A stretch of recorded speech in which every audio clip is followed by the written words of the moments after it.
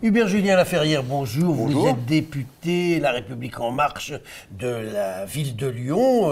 Et voilà plus de 10 ans que vous rêviez de décrocher un mandat. Vous avez aujourd'hui atteint votre Graal. Quelles sont les premières actions que vous avez pu mener comme député? Parce que ça fait maintenant 5 mois que vous siégez à l'Assemblée. Vous avez fait des choses?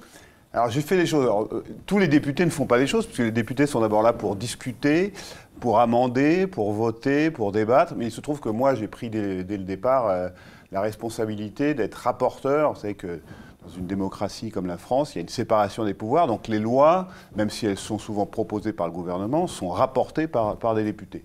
Et donc moi, dans le cadre du projet de loi de finances, je suis rapporteur du budget de l'aide publique au développement. C'est un budget de 2,7 milliards d'euros. Enfin, c'est 9 milliards d'euros en tout, mais la mission aide publique au développement, c'est trop technique pour en parler ce matin, mais représente 2,7 milliards d'euros. Et donc mon travail, depuis le mois de juillet, c'est effectivement d'analyser ce budget de l'aide publique au développement de la France, de faire des propositions. L'aide publique au développement. Et donc j'ai fait. Alors, l'aide publique au développement, c'est l'aide aux pays dits en développement, les pays pauvres, pour faire plus rapidement.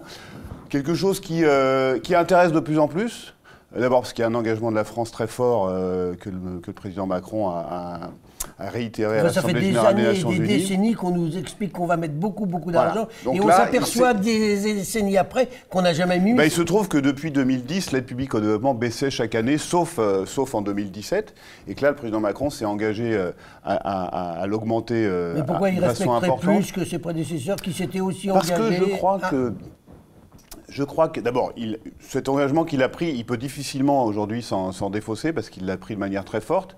Et puis, je crois que les Français ont compris aujourd'hui qu'au-delà d'un devoir de solidarité qui fait partie quand même de l'ADN de la France, hein, la solidarité en direction en particulier des pays d'Afrique, les Français comprennent de plus en plus que les enjeux non seulement de solidarité, mais de sécurité, de lutte contre le terrorisme, de régulation de l'immigration, passe aussi par une aide plus importante aux pays en développement, aux pays qui subissent les guerres et aux pays d'où viennent les migrants qui viennent en Europe.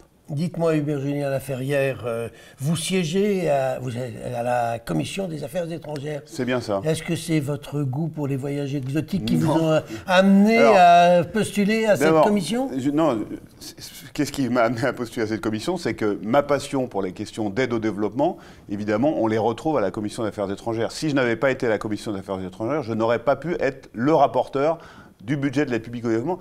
Être à la Commission des Affaires étrangères, ça ne fait pas particulièrement voyager. Ah bon? Ça fait effectivement toucher à ces questions qui sont passionnantes, évidemment, de diplomatie, de défense, même s'il y a une commission de la défense, de sécurité internationale, et les questions d'aide publique au développement qui, vous savez, sont ma passion depuis très longtemps. Hubert Julien Laferrière, vous êtes aussi, j'ai vu, président, pas membre, président du groupe Amitié France-Suriname.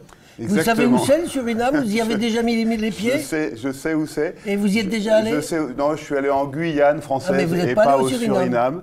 Vous savez que c'est à côté? Je sais que c'est juste à côté. Et que vous allez y aller maintenant que vous êtes président. Alors, pour le coup, quand vous parliez de voyages exotiques, il y a quand même des destinations qui sont plus rigolotes que le Suriname. Ça, c'est vrai. Voilà.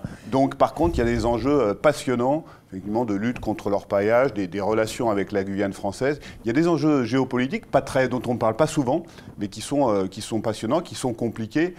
Accordez-moi que je n'ai pas choisi le pays le plus amusant pour aller voyager. Vous avez pris ce qu'on vous donnait, parce qu'on sait que ça se bat beaucoup. J'ai choisi parce que c'est des questions qui m'intéressent et parce qu'il se trouve que je connais très bien l'ambassadeur de France actuellement, qui est un ami personnel, l'ambassadeur de France au Suriname. Avant de nous quitter, Hubert Julien Laferrière, un petit mot. L'Assemblée nationale est en pleine discussion budgétaire, vous l'avez évoqué. On s'est aperçu qu'on a augmenté la CSG pour les retraités qui vont perdre du pouvoir d'achat. Dans le même temps, on fait des cadeaux aux riches. L'ancien socialiste que vous êtes pense quoi de cette politique, à moins que vous ayez oublié que vous avez été socialiste? Ce que je pense, non, j'ai pas oublié, d'ailleurs, je me considère toujours comme un homme de gauche. Je pense qu'il faut moins regarder le fait qu'aujourd'hui, vous avez effectivement 10% des personnes les plus riches en France qui vont gagner un petit peu plus, 1,5%.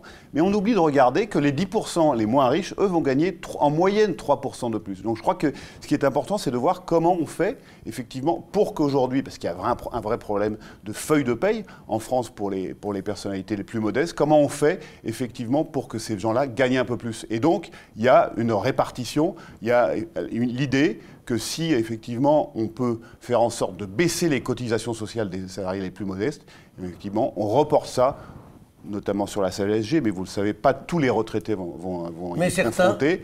Mais certains qui gagnent un peu plus que les autres, et surtout les revenus du capital. Voilà. C'est justement un travail de répartition des richesses qui permet aux plus modestes de gagner un petit peu plus. Eh bien, on verra ce qu'en pensent les retraités dans quelques mois. Hubert Julien Laferrière, je vous remercie. Merci à vous.